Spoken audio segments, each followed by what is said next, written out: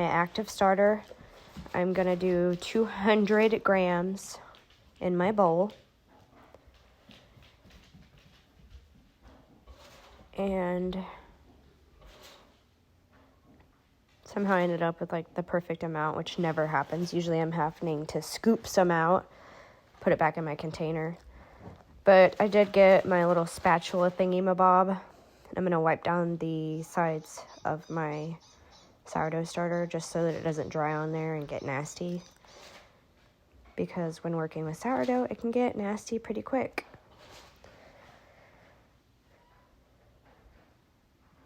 And then make sure you wipe the actual sides because it does get on there. And that stuff is sticky. Sticky icky. Anyways, next, well, I'll cover my sourdough starter back up. And then I will go in with 700 grams of warm water. I just use my faucet water because it's pretty warm. You just want to make sure that it's warm so it helps the dough rise.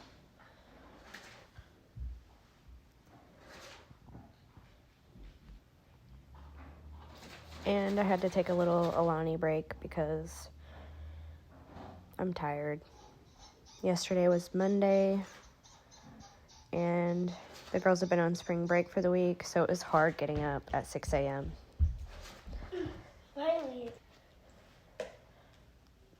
Obviously, it took me a minute to get the warm water, but yeah, 700 grams warm water, like so. And then I'll take my little blue spoon type thingy-mabob, give it a good whisk, and obviously I put a little too much water. Took some out. Give it a good mixy mix.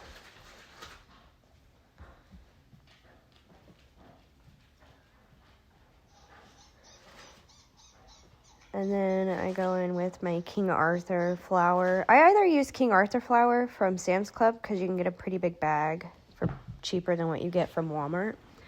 Or they even have, it's like Members Mark bread and pizza bleached wheat flour. And it's actually cheaper to get that bag than it is the King Arthur. And it does just fine. I really like it. And then I'll go in with 1,000 grams of flour.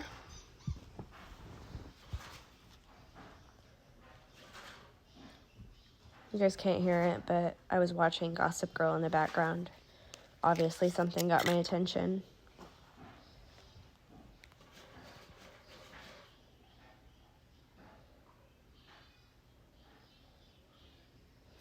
And then when I am done with this flour, I have to go in and do 22 grams of salt.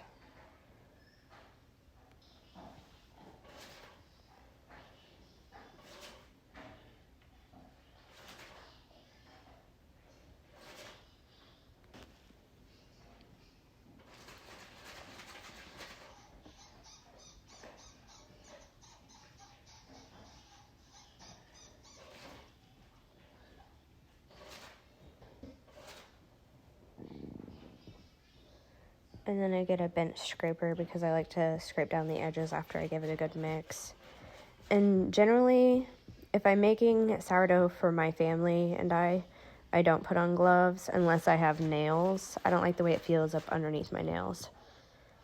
So I did put on a glove for this part. And then put my scale away because it's just in the way. Oh, that rhymed. So you just give it a good mix. Make sure you incorporate all the ingredients until it makes like a shaggy dough. And I will show that, what it's supposed to look like. I kind of squeeze it all together just to make sure that that flour separates and doesn't leave any clumps.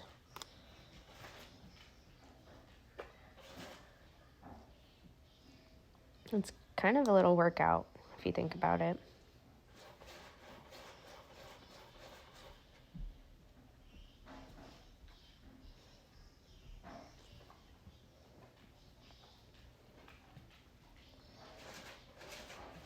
And then after I kind of mix it all together, I'll take my bench scraper and then scrape down the sides of the bowl.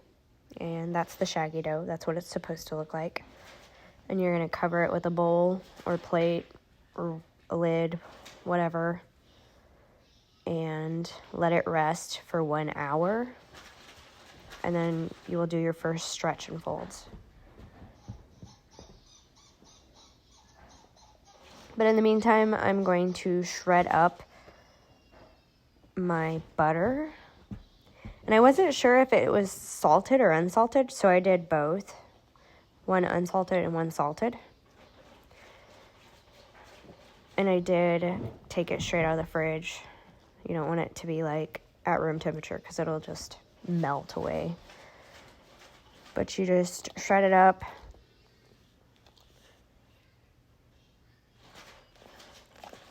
I'm not sure what I'm talking about because I'm doing a voiceover, but yeah.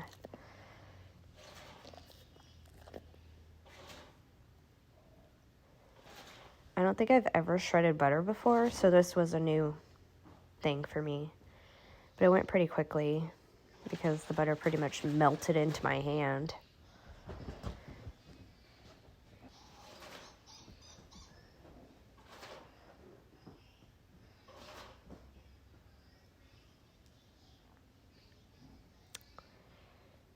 It's pretty messy. It's like playing with not really Play-Doh, but like slime because it gets all sticky and nasty.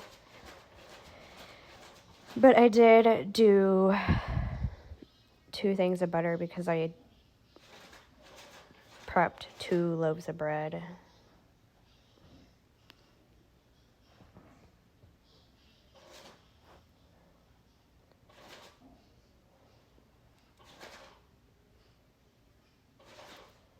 Along with not ever shredding butter, I've definitely never froze it before. But I feel like it did pretty well after I took it out of the freezer. I was almost scared this container wasn't going to be big enough, but it worked out. Shred, shred, shred. And then I lost my little chunk and I was like, what the heck?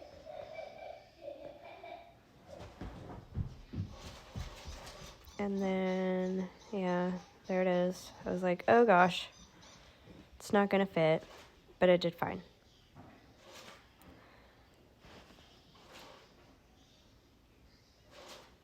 And see it sticking to my fingers. It was so nasty and like oily.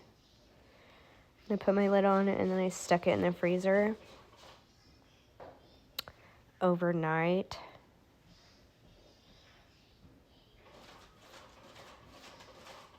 So my timer had gone off and it's time to do my first stretch and folds. Some people do coil folds. I just kind of just start on the outside, stretch up, fold to the middle. Stretch up, fold to the middle, like so. And I'll generally do this, like I'll wash my hands and then I won't dry my hands. I'll leave them a little bit wet so the dough doesn't stick to your hands or your fingers as bad. And I will go around the bowl twice. You don't have to. Some people just do it once, but I just feel like it helps the dough. And then after that first stretch and fold, you set a timer for 30 minutes and then do your second stretch and folds. You can tell how it doesn't look quite as shaggy as it did when I first made the dough. It's definitely a lot stronger and stretchy, I guess. But yep, pull up, fold down onto the middle. And that seems to really work for me. Or I guess that's the technique that I like to do, but you can do it any way that you want.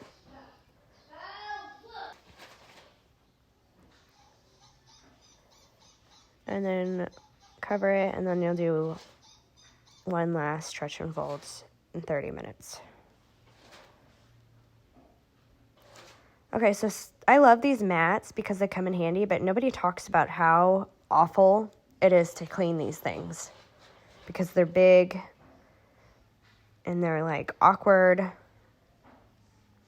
but I manage. Usually I just fold it in half, wash that half, fold it in the other half, wash that half, whatever works. Okay, you can see that it's nice and good and ready to be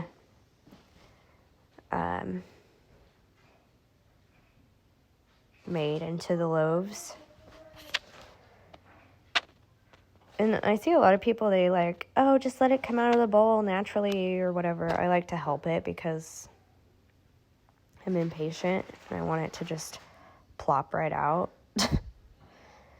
And right in the middle of doing this, like before I started this, I had just got done cooking dinner, so that's why my kitchen looks a mess. But I put it out on the counter like that. And I had let it bulk ferment on the counter for, I want to say, like 9 hours, I think. But see how it didn't stick to my hands? That means that it's nice and ready to go. And this first shaping, you kind of just laminate it like this, and then you fold in each side to the middle, and then you'll work it into a ball. I can't think of what that's called, but you just kind of scoop and tuck until it makes this perfect little ball like that. And the first set doesn't really have to be perfect because I'm going to shape it and then leave it for about 15 minutes and then come back and do the last shaping.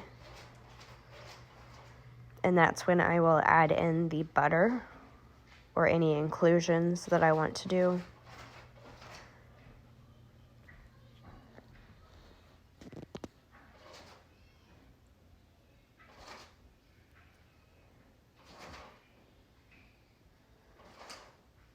Okay, so I got my butter out of the freezer, and I'm going to go in and do my last shaping.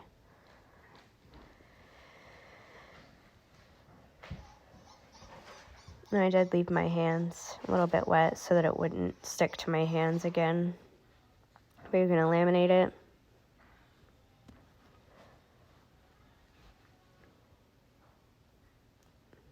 And then I will go in and sprinkle my butter all around. And I wasn't really sure how much butter to do, so I kind of just winged it. Can't really tell you. I know that I had 2 sticks of butter in my container, but I'm not sure how much butter I actually used on each loaf. And it was so much easier to work with being frozen. Because what I've come to realize is when you add wet stuff to your dough, it makes it really hard to shape it. And you're going to do, so you laminate the whole thing, and then you fold it halfway, put more butter on that side, and then I kind of tuck in the ends, and then you'll fold it in half on that first half, like that. Tuck in the ends so that no butter comes out. And then I will put butter on that part as well so that there's butter all throughout the loaf. And you want to do the same thing with inclusions, whether it be jalapeno and cheddar, blueberries.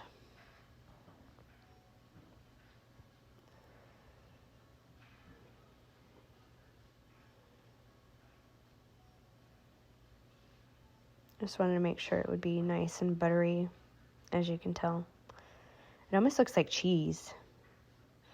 And then you're going to like roll it over on itself like this.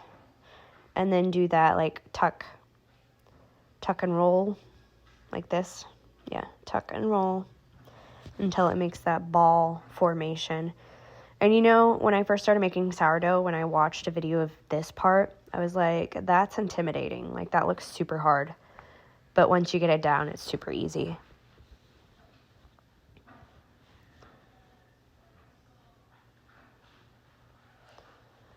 And on this second loaf, I'm going to do the exact same thing. Laminate it. and then put a whole bunch of butter on there. Buttery goodness.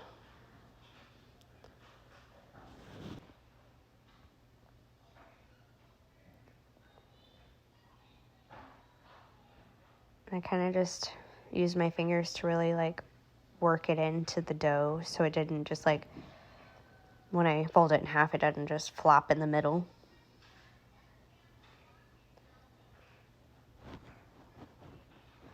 Fold it in half and then tuck those in pieces so no butter comes out.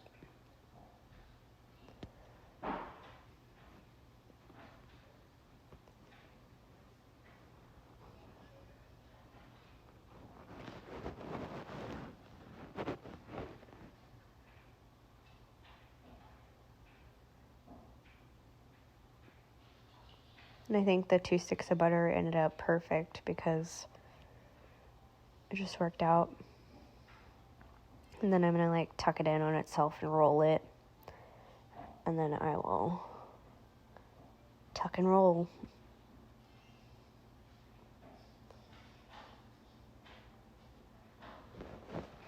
And then after this process, I will put them in my bannetons and cover them and put them in the fridge overnight. So I preheated my oven to 500, and these are the utensils that you'll need whenever you're ready to bake. Your X-Acto knife, or whatever the heck that thing's called, scoring knife, a thing of flour, and then some parchment paper. I'm going to go ahead, look how beautiful it looks. I'm going to go ahead and put it on my parchment paper, and then I'm going to add a little flour on top of it before I score it. It kind of just helps it score better. Rub it in, give it a good old rub down.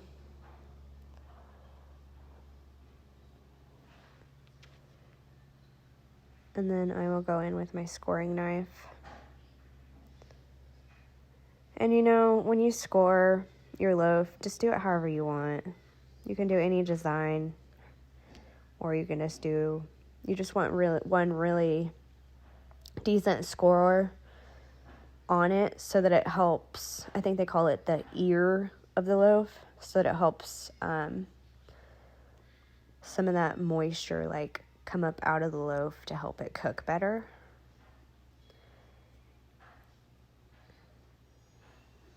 But you can just do it however you want. Like this right here is the good, and my blade came off.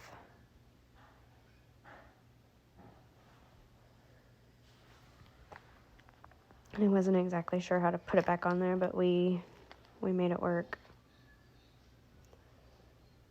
I was so scared I was going to cut my finger open. Those little blades are super sharp. But I got it back on there. And this is like the deep scoring that I'm talking about right there. And usually you do it on the side, or you can do it like a T down the center of it.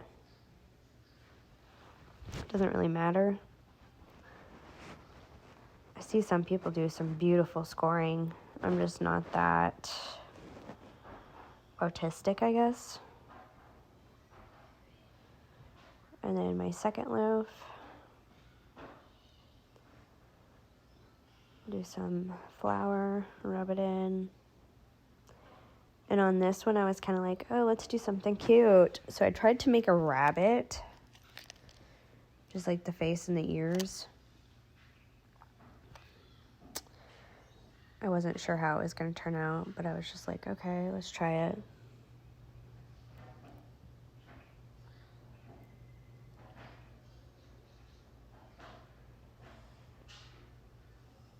Sometimes it's fun to try something new.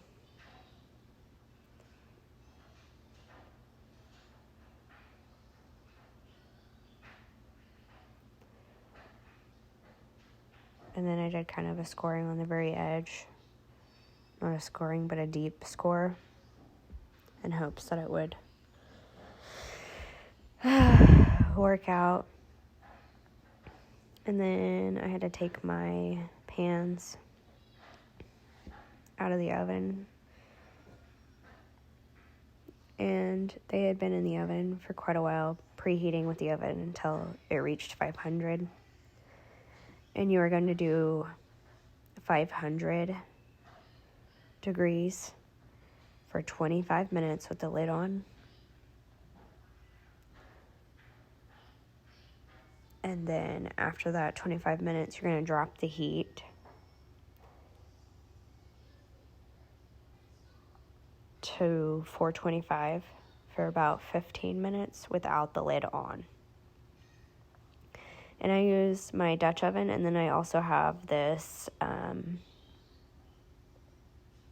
cast iron skillet with a lid. Can really use anything, it doesn't really matter. I started off with this cast iron, and then my husband bought me the whatever Croissant pan, and it does wonderful too. It's bigger, so that's nice.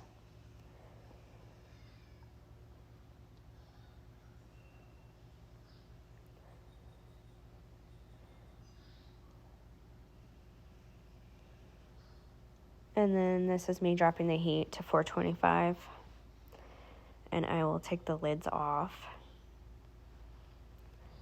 and give you a little sneak peek of what it looks like right then.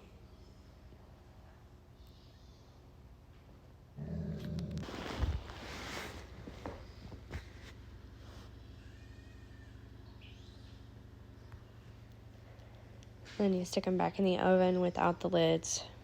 It's the most important part. It makes it where it gets nice and crispy on top.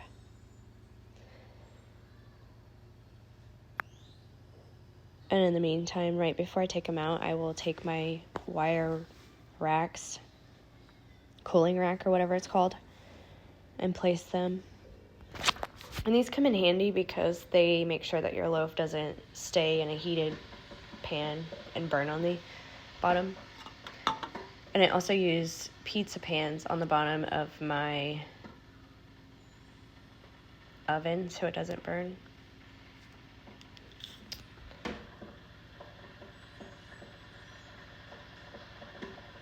And that's me taking it out of the pan. Look how nice and brown and beautiful that looks.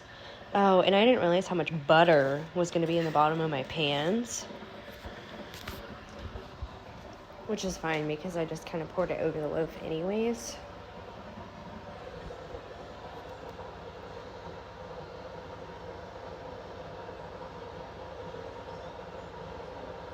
But I will just leave my loaves on the counter for about an hour after I pull them out of the oven so that you know that they're nice and done in the center. And I didn't want that butter to go to waste, so I just poured a little bit extra on top.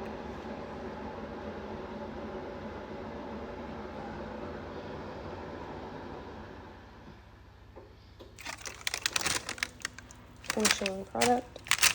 My bunny did not turn out very good, but it's okay. Still looks delicious, smells delicious.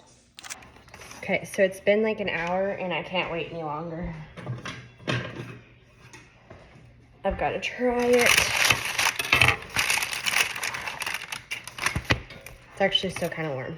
That's fine. Ooh. See. Ooh. Smells so good.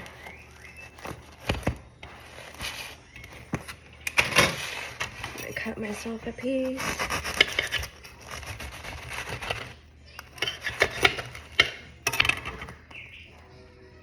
Ooh. It's still pretty warm in there. I didn't cut that very good. Hear that crunch?